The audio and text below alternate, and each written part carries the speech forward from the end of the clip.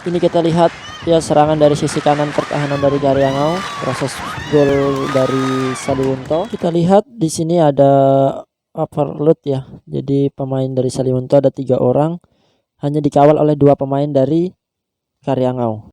Ada si Fatur dengan Zidan ya, tapi mereka berdua konsen fokusnya melihat ke arah bola. Di sini yang bisa kita ambil pelajarannya ya. Kita lihat situasinya seperti ini ya. Hanya koordinasi dari 4 back yang masih komunikasinya masih kurang ya. Dari penjaga gawang juga mungkin saat di lapangan kemarin komunikasinya juga masih kurang terkait dengan bagaimana proses defense yang saya inginkan. Nah, Assalamualaikum warahmatullahi wabarakatuh. Kembali lagi di channel YouTube SSB Karyangau Balikpapan ya. Untuk edisi video kali ini saya mencoba untuk melakukan analisa ya proses terjadinya gol dari Saliwunto ke gawang SSB Karyangau. Jadi lebih dalam proses penyebabnya ya. Apa yang sih yang menjadi penyebab Karyangau bisa kebobolan 3 dalam pertandingan perdana di GTK Super League. Nah, saya akan menjelaskan melalui video, analisa video, dan juga melalui papan taktik ya. Tapi harap dimaklum, papan taktiknya tidak ketemu, hilang ya. Jadi angka-angkanya ini sisa ini aja. Nanti kita coba maksimalkan ya. Ini angka-angkanya nanti saya coba jelasin sedikit. Nah, ini papan taktik saya sudah lama ya. Ini sudah sejak 2014 ya, sudah hampir 8 tahun ini papan taktik ini masih ada, masih awet. Ini bikin sendiri ya dari Mika ya. Oke, untuk mempersingkat waktu ya, jangan lupa like, comment, and subscribe. Kita akan lihat gol yang pertama. Ini kita lihat ya serangan dari sisi kanan pertahanan dari Karyangau, proses gol dari Saliwunto. Kita bisa lihat dan kita bisa tonton.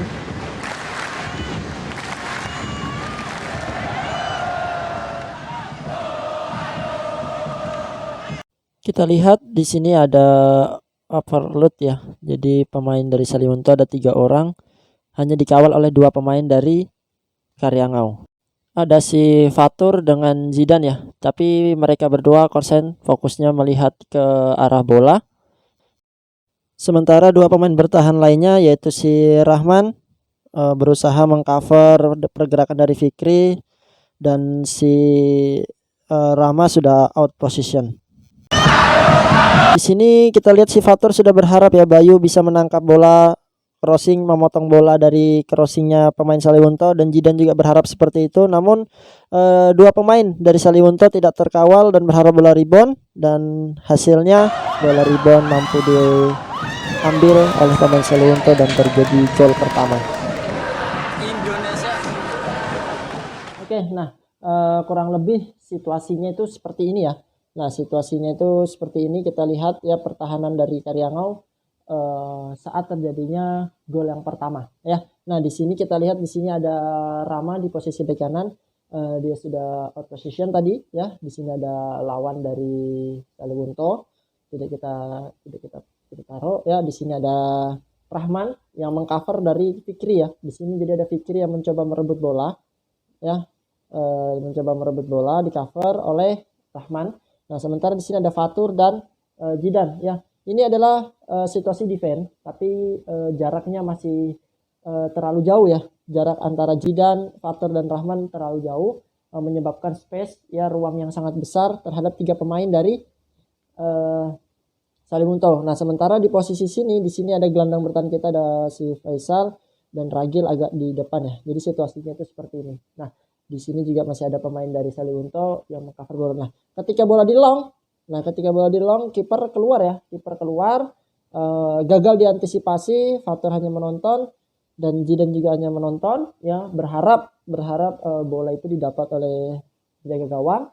Namun 2 pemain ini dari Saliwunto terlepas dan bisa memanfaatkan bola rebound ya, bola rebound dari kiper dan dimanfaatkan menjadi gol.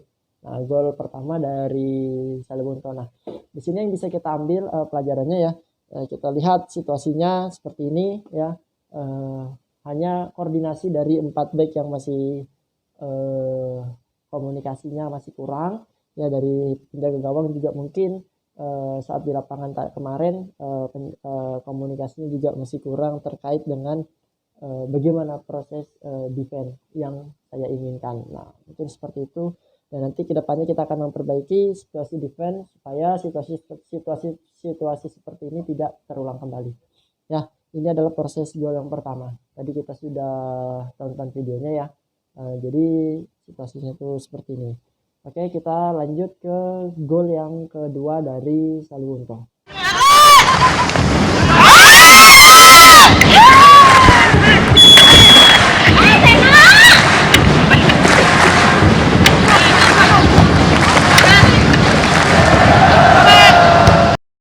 Kita lihat di sini adalah situasi serangan balik ya, ketika pemain Karyango gagal melakukan serangan. Nah, di sini kita lihat ada 3 pemain bertahan dari Karyango dan 1 gelandang bertahan.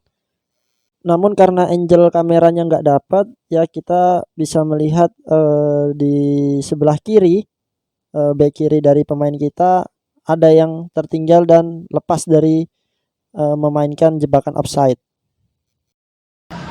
Setelah bola di long, kita lihat di back kiri kita Pras ada terlihat berlari. Nah, di sini terjadi miskomunikasi ya antara back kiri kita Pras dengan kiper Anaf. Terjadi miskomunikasi dan akhirnya bola terlepas dan nanti dimanfaatkan oleh pemain Sriwanto menjadi sebuah gol kedua. Untuk gol yang kedua dari Saliwunto mungkin sudah dilihat ya tadi cuplikannya, analisanya seperti apa. Ya kurang lebih kondisinya itu seperti ini ya, kita menekan main di 2/3 lapangan ya. Namun ketika serangan di sebelah kiri kita gagal ya, terjadi serangan balik cepat. Nah, situasinya itu seperti ini ya, situasinya itu seperti ini. Di sini adalah Pras yang tadi saya bilang tertinggal ya, jadi dia tertinggal. Memang Pras ini baru masuk sekitar 2 menit ya, baru masuk sekitar 2 menit di pertengahan babak kedua. Belum bisa menyesuaikan dengan ritme permainan, masih kaget ya, jadi dia tertinggal dari jebakan offside yang memang mau kita buat. Nah, di sini situasinya seperti ini ya, ada si Rama, Dimas sama Rahman ya di sini, 4 backnya ya. Sementara di sini ada Ragil, di sini ada Faisal di antara sama lawan. Nah, ketika bola di long, ketika bola di long ya, dua pemain ini mengejar ya. Pras juga mencoba mengejar dan kiper juga mencoba keluar ya. Ini situasi yang situasional ya. Di sini kiper melihat dua pemain bertahan dari Karyangau ya, Rahman sama Dimas sudah pasrah ya, sudah dikira jebakan offside-nya berjalan lancar namun tidak. Jadi di sini Anaf memutuskan untuk keluar, namun sangat disayangkan ya, komunikasi antara Anaf dengan Pras tidak berjalan dengan baik. Ketika sudah dekat, nah hampir tabrakan, bola lepas dan diambil oleh pemain dari Saliwunto dan dikonversikan menjadi gol ya. Jadi di sini ya kita melihat ya pemain kita Pras lambat dalam membaca situasional dari permainan kita sendiri ya. Terlambat, tapi dia sudah bertanggung jawab ya. Dia sudah bertanggung jawab untuk mengejar bola. Karena dia yang bahasanya menggagalkan jebakan offside, dia sudah bertanggung jawab. Dan Anaf juga memutuskan ya, berani mengambil keputusan untuk keluar dari gawangnya untuk juga mencoba merebut bola. Namun sayangnya ketika dekat tadi ya, ketika sudah dekat tidak ada komunikasi, hasilnya bola lepas dan berhasil dimanfaatkan oleh pemain dari Saliwunto ya. Mungkin itu tadi proses terjadinya gol yang kedua ya. Sebenarnya hal-hal kecil ya, komunikasi yang mungkin itu nantinya akan kita baiki di latihan ya. Komunikasi ini adalah terkait dengan gol yang kedua dari Saliwunto. Oke, sekarang kita akan masuk pada gol yang ketiga. Kita tonton dulu videonya. Oke. Ini adalah proses gol yang ketiga ya dari Saliwunto. Kita lihat bola tadi berawal dari penjaga gawang, diarahkan ke gelandang bertahan kita Faisal. Kita lihat dia kesulitan untuk balik badan karena memang posisi saat menerima bola dia menghadap ke gawang sendiri. Dan kita lihat 3 pemain dari Karyangau sudah standby untuk meminta bola, dan 1 dari bek kanannya kalau kita lihat dari angle kamera yang berbeda juga untuk meminta bola, dan kita lihat di situ Dimas juga mengarahkan dengan mengkode menggunakan tangan ya untuk mengumpan kepada bek kanan. Namun karena positioning badan sudah membelakangi gawang lawan, membuat Faisal melakukan umpan ke penjaga gawang. Sentuhan pertama yang buruk ya dari seorang penjaga gawang, dan kita lihat setelah mengumpan tadi tidak ada reaksi ya dari Rama, Pras dan Faisal ya, tidak ada reaksi dan hanya menonton, membuat penjaga gawang kebingungan, apalagi ditekan oleh dua pemain dari Saliwunto. Alhasil penjaga gawang tidak maksimal untuk membuang bola dan berhasil dimanfaatkan oleh pemain Saliwunto untuk menjadikan gol yang ketiga. Oke, sekarang kita masuk ke gol yang ketiga ya. Tadi kita sudah tonton videonya ya. Ya, jadi gol yang ketiga ini kesalahan bisa dibilang fatal ya, cukup fatal ya, karena kita mencoba membangun serangan dari bawah ya. Tapi saya cukup apresiasi anak-anak berani bermain ya dari bawah, berani mengambil keputusan ya. Namun disayangkan pemain kita nomor 6 Faisal saat menerima bola dari penjaga gawang, posisinya condongnya ngarah ke gawang ya, tidak melihat posisi gawang lawan saat menerima bola ya. Jadi posisinya condong, tidak mengarah 90% atau 90 derajat atau 45 derajat. Nah, jadi ketika bola diumpan situasionalnya bingung ya. Jadi bingung.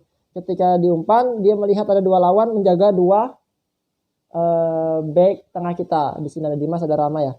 Jadi situasinya bingung ya, meskipun tadi di video kita melihat ya Dimas mencoba mengarahkan supaya bola itu diumpan ke Rahman, bek kanan kita ya. Bek kanan kita sudah benar posisinya ya. Ketika kita mencoba membangun serangan sudah up-nya baik ya. Di sini Pras masih sejajar ya, agak sedikit belum mengerti formasi permainannya. Harusnya dia seperti ini ya, harusnya dia seperti ini, dan ini buka sedikit, ini juga buka sedikit ya, harusnya seperti itu. Nah, namun situasinya jadinya seperti ini tadi. Nah, ketika bola diumpan balik, diumpan balik ya, tidak ada reaksi ya.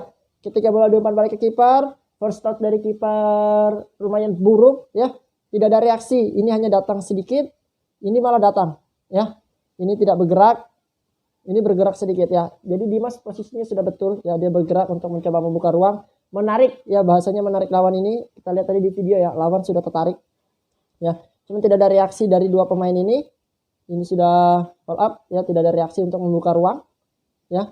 Jadi pilihannya sulit ya, pilihan yang sulit. Jadi kiper angkat bola, didapat pemain ini, mencoba dihadang, tapi dia langsung long dan hasilnya masuk ya. Ini situasi yang sangat sederhana sebenarnya ya. Ya, situasi yang sangat sederhana dan golnya yang sebenarnya tidak perlu ya. Karena kita mencoba build up dari bawah, tapi tidak apa-apa.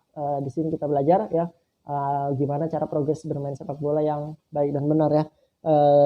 Yang harusnya lebih intens itu harusnya seperti ini ya, posisi saat bola mau diterima ya. Seharusnya posisinya seperti ini.